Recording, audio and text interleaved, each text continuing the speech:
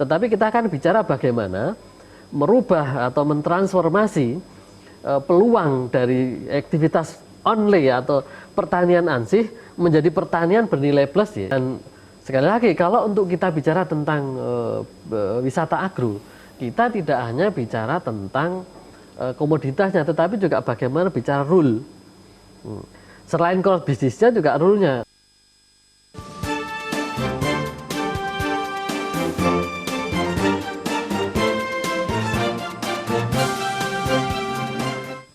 Baik pemirsa, di segmen pertama tadi kita telah mengenal definisi dari agro, kemudian yang masuk ke dalam agro ini sebenarnya apa saja. Kemudian tadi kita juga sudah melihat beberapa contoh dari wisata agro nih yang terdapat, itu baru mungkin di sebagian ya Pak ya, kalau misalnya kita melihat di Jawa Barat kan banyak juga, sebenarnya sudah banyak sekali nih. Jadi mungkin kali ini kalau misalnya memang Anda ingin juga, Anda adalah seorang penggiat dalam kegiatan agro ini, kira-kira bagaimana sebenarnya untuk memulai berbisnis wisata tapi agro? Nah, untuk eksekusinya nih berarti harus bagaimana nih Pak? Karena kan banyak nih kompleks ternyata. Ya. Sebenarnya kalau sekali lagi basic awal aktivitinya kita ada, karena kita agraris dan masyarakat kita banyak yang masih sebagai petani. Nah, ini modal awal sebenarnya. Persoalannya adalah bagaimana menyatukan para petani-petani ini untuk bisa menjadi dalam satu kebersamaan bahwa mari kita men-create sesuatu yang kita sebut sebagai wisata agro. Entah agronya agro apa gitu kan. Ada yang tadi kayak Cimory agronya karena di bidang milk ya, dia core bisnisnya adalah di jualan susu. Nah, dairy produk tadi Pak yang di Bogor yang saya ceritakan tadi core bisnisnya adalah jualan atau di bidang tentang tanaman obat. Nah, kalau yang di Pasuruan itu tentang tanaman Timur Tengah.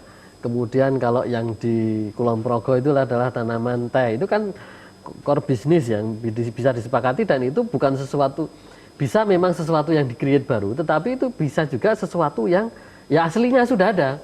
Seperti Pringori tadi yang itu ada di Kulon Progo Sendang Sari, itu juga aslinya memang begitu tanaman pertanian. Nah, ini kan modal dasarnya sudah ada. Karena yang biasanya terjadi adalah bagaimana menemukan para petani-petani yang berarti para warga itu untuk kemudian bareng-bareng ayo kita membuat ini. Karena ada yang pesimis, ada yang optimis, ada yang cuek, ada yang ini PR. Misal kita ingin mendapatkan 1 hektar. Nah, kalau kita pakai rata-rata kepemilikan lahan kita, kalau statistik kan hanya 0,13 hektar, itu berarti hanya 1.300 meter persegi. Jadi kalau dengan seperti itu untuk dapatkan 1 hektar setidaknya kan harus ngumpulin 10 petani. Kalau mau dapat 22 hektar berarti harus 20 petani. Baik. Nah, ngumpulkan 1 orang itu memang mudah. Jadi kalau ada investor, oke lah saya beli, jangankan 1 hektar, 5 hektar saya beli, oke lah kalau dia orang berduit. Tetapi kita akan bicara bagaimana merubah atau mentransformasi peluang dari aktivitas only atau pertanian ansih menjadi pertanian bernilai plus ya. Artinya kan bagaimana bisa mendongkrak, mengenerate seorang petani menjadi seorang yang berbisnis gitu kan.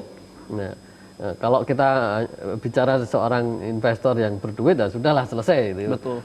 Tinggal mau apa itu selesai. Tetapi kan memulai dalam konteks ini adalah mengumpulkan petani. Nah, ini memang diperlukan tadi kebersamaan, kesabaran tentunya.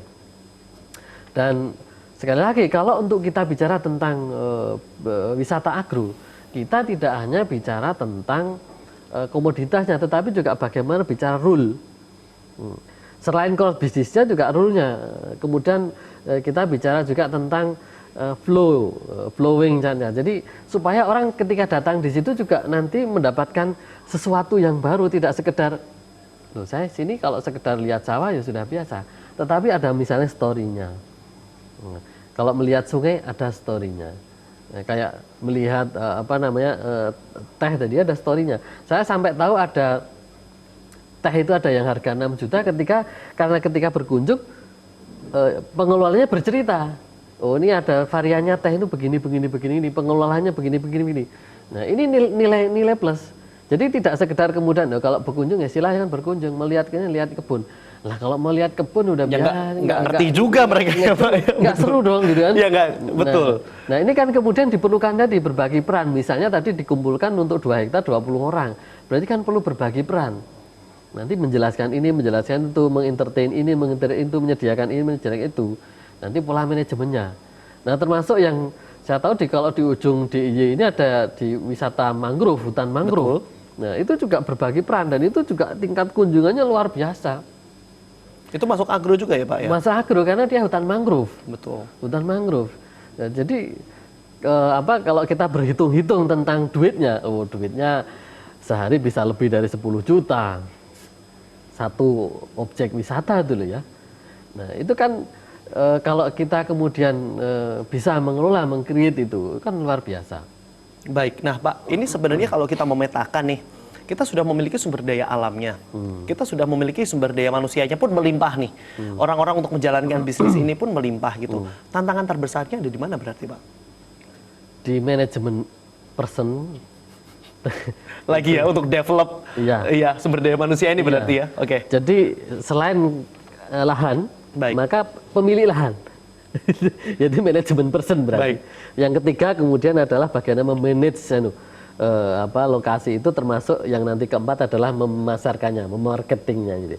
Cuman sekarang sebenarnya kalau urusan marketing dengan era sosmed itu sudah sangat terbantu. Kita bisa mengiklankan segala hal gratis ya Pak ya sekarang ya hitungannya. Bisa lewat Instagram, bisa lewat Facebook, bisa lewat apa saja. Betul. Baik, dan itu kita nggak butuh dana khusus sebenarnya untuk itu ya. Cuma tinggal satu orang jadi admin gitu aja ya ibaratnya. Beda dengan dulu. Kalau dulu kan harus kita harus cetak flyer apa segala macam ya Pak zaman dulu ya.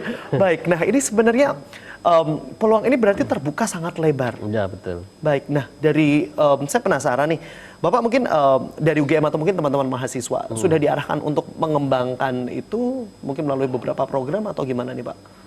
Kalau kebetulan saya mengajar mata kuliah integrated farming. Baik. Nah, salah satu acara ketika kita bicara tentang integrated farming itu adalah kunjungan lapangan. Nah, harapan saya ketika mahasiswa itu mengunjungi lapangan, dia akan lebih dekat kepada objek. Betul. Kemudian dari situ, selain memang sudah saya kasih prolog, story, nanti di situ dia ada tugas untuk melakukan eksplorasi. Jadi terserah nanti dapat apa saja di situ.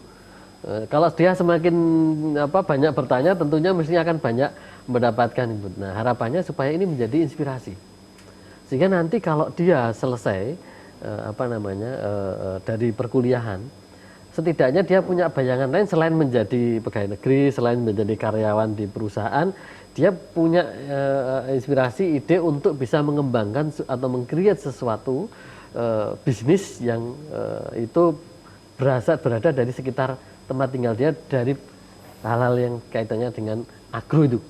Apakah itu dari peternakannya, apakah itu dari pertanian pangannya, atau dari kehutanannya, karena ini integrated farming. Karena tadi juga termasuk salah satunya yang di Malang tadi itu adalah dia menggunakan core bisnisnya adalah integrated farming.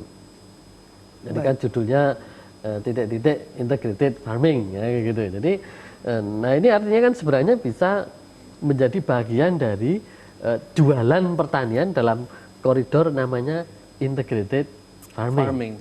Nah, ini mahasiswa, sehingga mahasiswa saya yang kebetulan saya di Fakultas Peternakan itu, kita dorong juga untuk bisa menjadi seorang wirausahawan. Dan memang sudah banyak mahasiswa kita yang menjadi wirausahawan bahkan sejak dia menjadi mahasiswa. Oke. Kita kebetulan juga punya, kalau untuk produk kita punya namanya Plaza Agro. Itu yang kita display di situ adalah salah satunya adalah kontribusi dari para alumni. Termasuk fresh graduate yang dia mulai dari ketika mahasiswa praktikum membuat pengolahan susu kemudian ditaruh di situ. Ini adalah untuk bisnis. Nah, ini kalau dia sudah memiliki banyak potensi, saya yakin bahwa dia akan bisa mengembangkan lebih besar lagi. Misalnya termasuk kalau dia bisa beli lahan ya nanti dia akan buat sendiri itu wisata agro, bisa nyaingi Simori misalnya. Jadi memang sudah berlaku bahkan beberapa tahun yang lalu ya Pak ya? Iya, betul. Oke, baik. Nah, ini saya juga penasaran sekali nih. Mungkin kalau misalnya kita melihat, kita sudah mulai melihat nih, kalau Bapak sendiri melihat, tadi sebenarnya permasalahan terbesarnya adalah untuk manajemennya nih. Manajemen khususnya adalah manajemen manusianya nih Pak. Betul. sudah sempat melihat mungkin kalau untuk di beberapa tempat yang bagus-bagus itu apa yang mereka lakukan, Pak? Ini yang sebenarnya menjadi PR yang sampai sekarang saya lihat masih belum selesai. Oh, bahkan masih belum. Masih belum selesai. Jadi di beberapa tempat yang sempat saya kunjungi itu salah satunya adalah bagaimana menyatukan mereka menjadi satu pintu manajemen. Jadi kalau di situ ada satu tempat wisata yang dikelola secara komunitas, koloni, bukan kalau yang kayak Simori, kayak Milkindo itu kan person, jadi gampang lah selesai. Kalau nggak ikut out kan selesai gitu kan. Betul. Nah, tapi karena itu company kan Mbak ya, baik ya. Tetapi kalau yang dikelola oleh komunitas masyarakat, itu kembali adalah ngaduk kayak itu. Jadi kelihatannya ada masing-masing punya kepentingan. Ada kepentingan, kemudian ada muncul bibit-bibit tidak percaya sehingga membuat kalau disatukan ini ada semacam mungkin kekhawatiran ya. Kalau nanti, padahal sebenarnya begitu dijadikan satu nanti hanya soal berbagi peran, hasil kan bisa dibagi bersama. Enggak, kalau saya bisa ambil sendiri semua, kenapa tidak saya ambil sendiri semua? Nah, jadi kayak akhirnya kapling-kaplingan gitu. Kapling-kaplingan, ini kapling saya, ini kapling saya, Anda, ini kapling yang lain. Padahal kalau bisa di dalam satu manajemen, begitu wisatawan itu masuk, gitu, udah satu pintu saja, satu karcis.